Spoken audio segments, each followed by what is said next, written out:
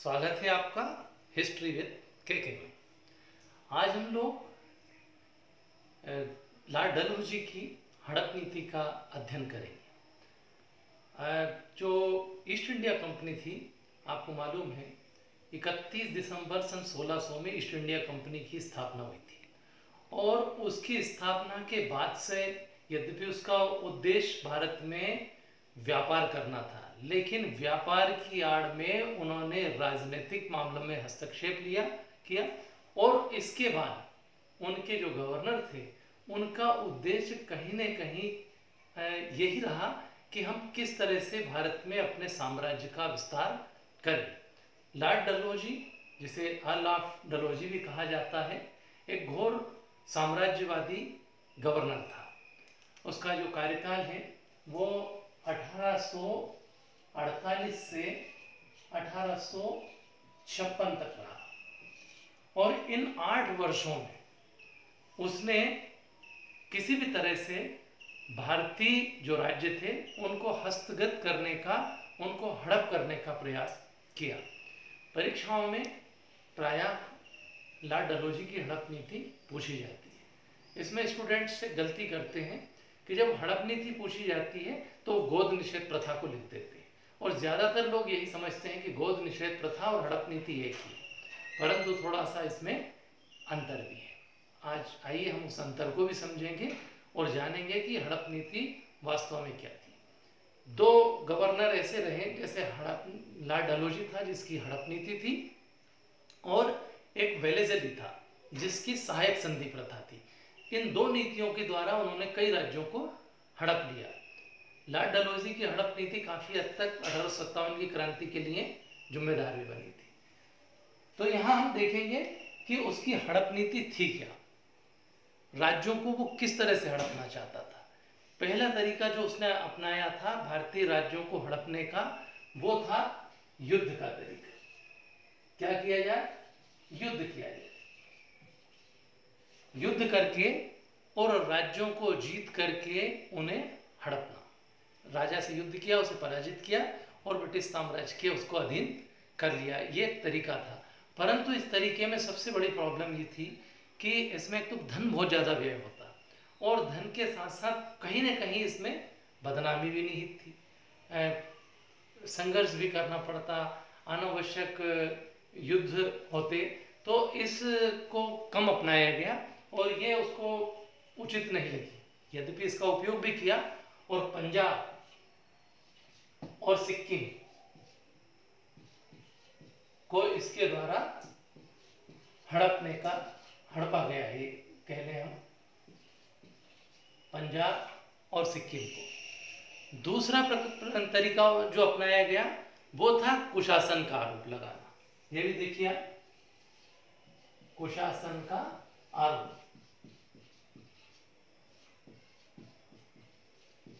इसमें क्या करेंगे? इसमें यह कह दिया गया कि जो राज्य चल रहा है वहां का शासन व्यवस्था ठीक नहीं, वो ठीक नहीं चल रहा है और इस तरह से ये आरोप लगा करके, कुशासन का आरोप लगा करके भी राज्यों को हस्तगत किया गया। और इसमें अवध और दूसरा राज्य था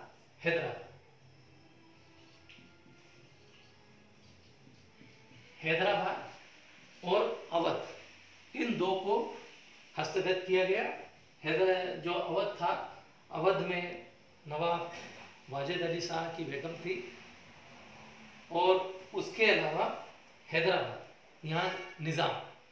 तो ये 2 को शिकार बनाया गया कुशासन का आरोप लगा करके और इसकी काफ़ी बदनामी भी हुई, प्रतिक्रिया भी हुई और काफ़ी सारे सैनिक अवध में बेरोजगार हो गए जिन्होंने आगे चल करके क्रांति में भाग लिया। तो 2 तरीके थे, एक तो युद्ध का तरीका, दूसरा कुशासन का आरोप लगा करके हड़पना। एक और जो तरीका काम में लिया गया वो था गोद निषेध।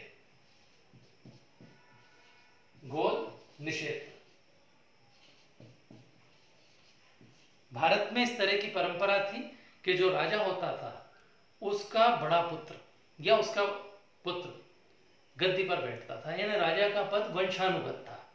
राजा है, उसके बाद उसका पुत्र, फिर उसका पुत्र, इस तरह से राज्य चलते थे। यदि राजा का कोई औरस पुत्र नहीं होता तो वो किसी को गोद ले लेता था, और ऐसी दशा में गोद लिया हुआ पुत्र भी उसी का पुत्र माना जाता था। इस तरह की भारत की धार्मिक परंपरा भी थी। लेकिन लॉर्ड डलहौजी ने यह नियम बनाया कि इस तरह से गोद लिए हुए पुत्र को हम राज्य का उत्तराधिकारी नहीं मानेंगे। यानी अगर राजा की मृत्यु हो जाती है तो उस दशा में ऐसा राज्य स्वतः ही ब्रिटिश साम्राज्य में सम्मिलित हो जाएगा। लेकिन प्रश्न ये था कि अंग्रेज इस तरह के नियम बनाने वाले कौन होते हैं? यहाँ तो राजा थे और यहाँ के राज्यों पर उनके नियम क्यों चलेंगे? तो इस संबंध में हम और देखें कि 3 प्रकार के राज्य थे, उनको हम देखें। यहाँ पर 3 श्रेणियों में बटे हुए थे राज्य। इनको हम कह सकते हैं ए श्रेणी, बी श्रेणी और सी श्रेणी। 3 भागों में उन राज्यों को हम बांट सकते हैं। अब जो ए श्रेणी के राज्य होंगे वो कैसे थे? अधीन राज्य। अधीन राज्य। दूसरे प्रकार के जो बी श्रेणी के राज्य थे वो थे एक प्रकार से करद राज्य। इनको करद भी बोला जाता है और इनको आश्रित राज्य भी बोला जाता है। करद या आश्रित राज्य। और तीसरे प्रकार के जो थे जिन्हें सी श्रेणी में रखा गया था वो थे स्वतंत्र राज्य। अधीन राज्य, करद राज्य या आश्रित राज्य, और तीसरे प्रकार के थे स्वतंत्र राज्य। अब यहां पर इस बात को समझ लेना जरूरी है कि सभी राज्यों पर लॉर्ड डलहौजी के नियम नहीं चल सकते थे।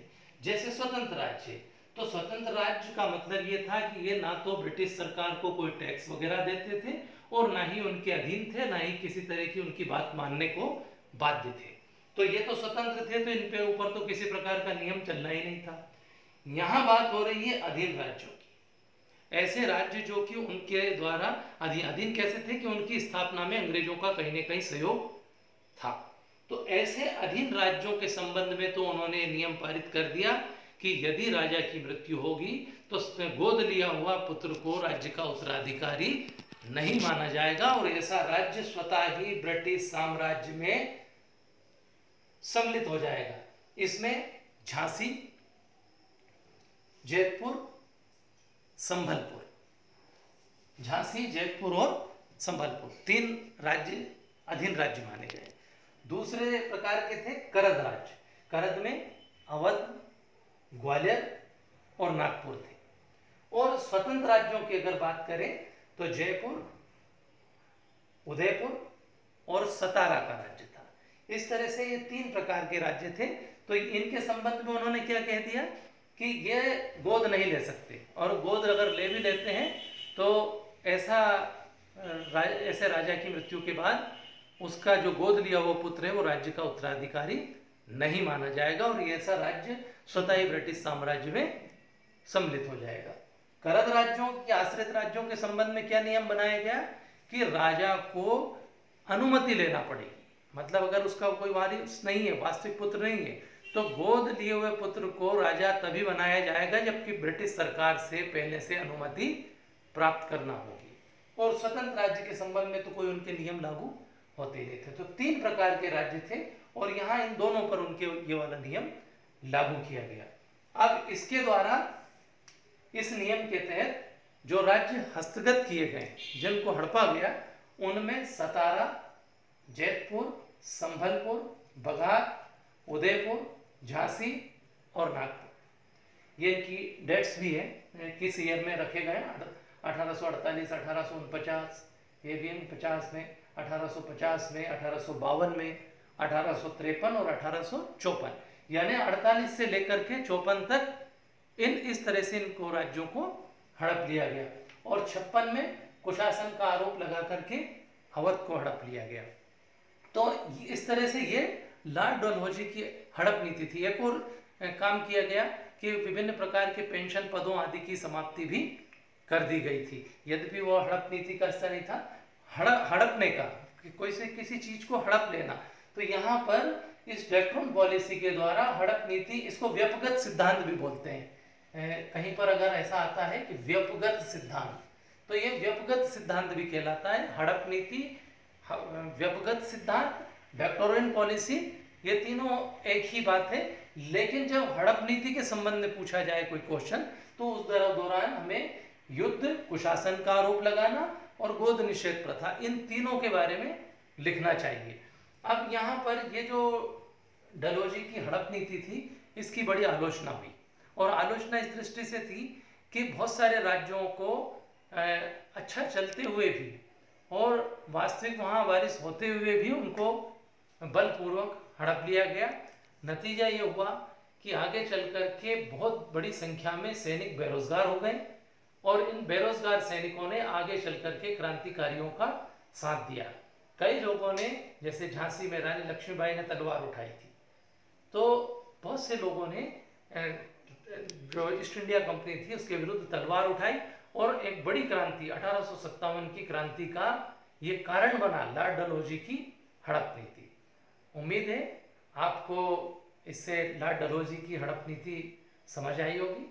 Thank you very much.